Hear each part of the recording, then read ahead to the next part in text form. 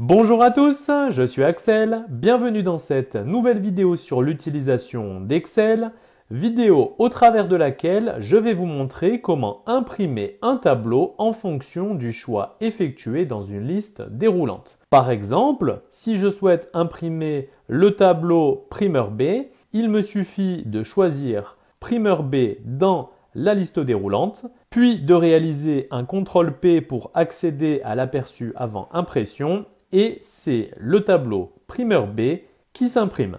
Et je peux effectuer la même opération pour n'importe quel tableau. Par exemple, je choisis cette fois-ci le primeur C, j'utilise le raccourci CTRL P et cette fois-ci c'est le tableau primeur C qui apparaît dans l'aperçu avant impression. Et je vais vous montrer comment faire dans cette vidéo. Mais tout d'abord, si vous souhaitez recevoir ce fichier sur Excel avec d'autres exercices, avec sujets corrigés plus vidéos de formation correspondantes, il y a un lien dans la description, vous n'avez qu'à cliquer, saisir votre email et vous recevrez tout ce contenu gratuitement par email. Et pour ceux qui veulent aller plus loin, il y a des formations complètes pour apprendre Excel. C'est parti, nous voilà sur une feuille Excel avec 3 tableaux différents. Et on va voir ensemble les différentes étapes pour parvenir à créer une liste déroulante qui permette de choisir le tableau à imprimer. La première chose à faire, c'est de mettre les données sous forme de tableau. Alors, ce n'est pas obligatoire, mais cela permet de rendre dynamique la zone d'impression en cas d'ajout de lignes ou de colonnes.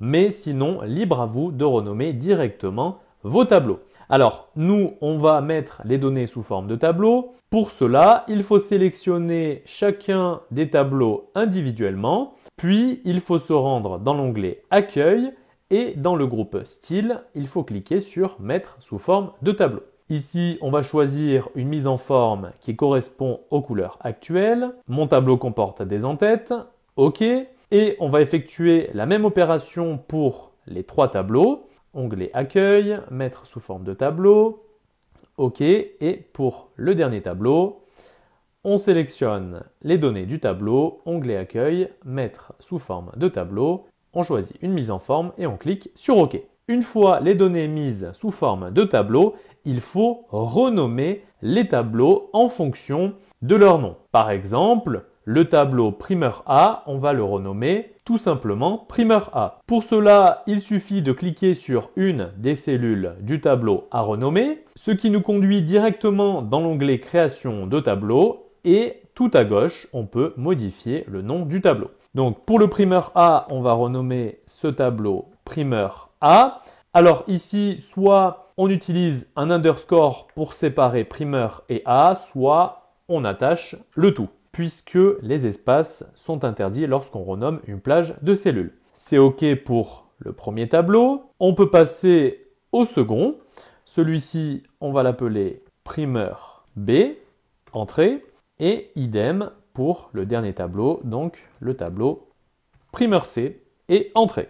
Donc c'est OK, on a mis les données sous forme de tableau, puis on a renommé les tableaux avec un nom qui permette de les identifier facilement. Et maintenant, on va pouvoir créer la liste déroulante. On va au préalable créer une liste avec les choix possibles et ensuite on créera à partir de cette plage de cellules la liste déroulante. Alors cette liste, vous pouvez soit la mettre sur la même feuille, soit sur une autre feuille, mais pour l'exemple, on va la mettre sur la même feuille de manière à ce que les manipulations soient plus claires pour vous. On met une en-tête à la liste, primeur en l'occurrence, et on va lister les différentes valeurs possibles. Alors ici, il faut bien prendre soin d'utiliser les mêmes noms que ceux définis pour les tableaux, c'est-à-dire primeur underscore A, primeur underscore B et primeur underscore C. OK ? Maintenant, on peut créer la liste. Donc, je sélectionne les différentes valeurs. Puis, dans la zone tout à gauche de la barre de formule, je renomme directement ma plage de cellules. Ici, il s'agit de la liste des primeurs. Donc, je vais tout simplement appeler cette plage de cellules liste underscore primeur. OK ? Maintenant que j'ai une plage de cellules qui contient la liste des primeurs, je vais pouvoir créer la liste déroulante à partir de celle-ci. Donc, je vais simplement mettre un titre pour savoir à quoi sert ma liste et je vais souligner le titre et le centrer. Et dans la cellule du dessous, je vais pouvoir insérer ma liste déroulante. Pour cela, il faut se rendre dans l'onglet Données et dans le groupe Outils de données, il faut cliquer sur Validation de données. Dans la zone Autorisée, il faut choisir Liste. Et pour la source, il me suffit de renseigner le nom de la liste. Donc, soit vous renseignez manuellement le nom de la liste, ou alors vous pouvez utiliser le raccourci F3 pour consulter toutes les plages renommées. Ici, je n'ai qu'une seule plage renommée, c'est ma liste primeur, je la sélectionne et je clique sur OK. Et il ne me reste plus qu'à cliquer sur OK pour valider la création de ma liste. Donc, c'est OK pour la création de la liste déroulante. Maintenant, il faut définir une zone d'impression. C'est grâce à la création de cette zone qu'on va pouvoir indiquer à Excel le tableau à imprimer. Donc, on va créer une zone d'impression en sélectionnant par exemple le tableau primeur A, puis il faut se rendre dans l'onglet Mise en page et dans le groupe Mise en page, il faut cliquer sur Zone impression et choisir Définir. Et désormais, si on se rend dans l'onglet Formule et qu'on clique sur le bouton Gestionnaire de nom, on retrouve ici 5 plages nommées, à savoir la liste déroulante, donc liste primeur, les 3 tableaux de données ainsi que la zone d'impression. Et d'ailleurs, on constate que l'étendue de la zone d'impression se limite à la feuille dans laquelle elle a été définie, en l'occurrence à la feuille primeur. Et donc, vous l'aurez compris, cette méthode ne fonctionne que pour les tableaux situés sur la même feuille.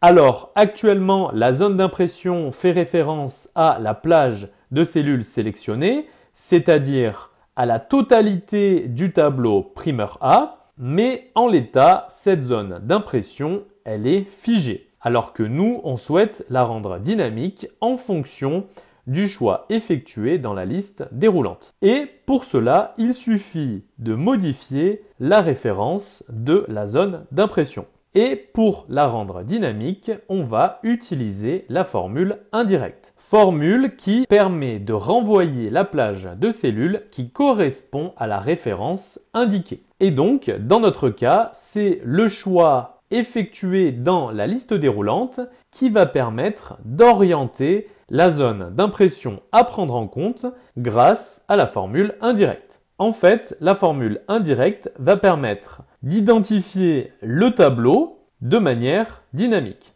Donc, on utilise la formule indirecte pour la référence de la zone d'impression.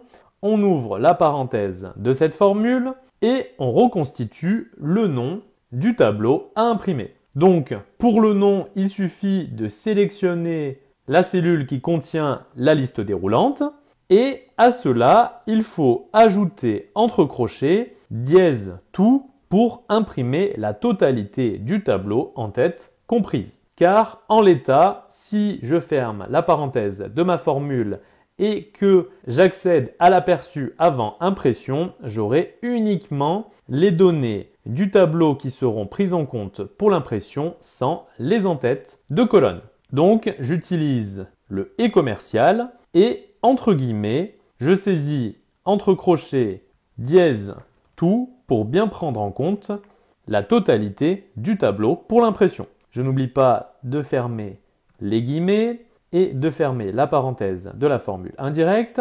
Il ne reste plus qu'à valider la référence et à fermer le gestionnaire de nom.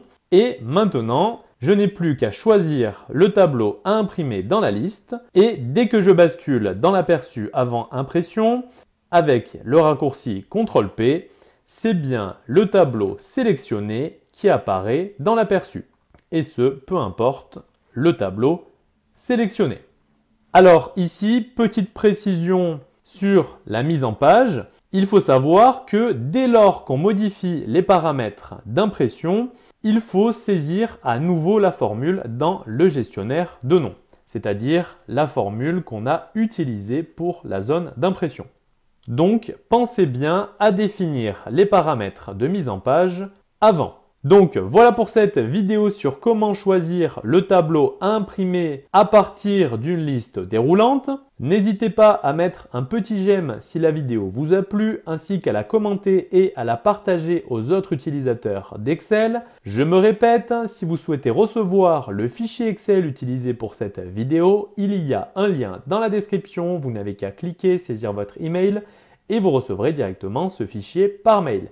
J'espère en tout cas que cette vidéo vous sera utile et quant à nous, on se dit à la prochaine.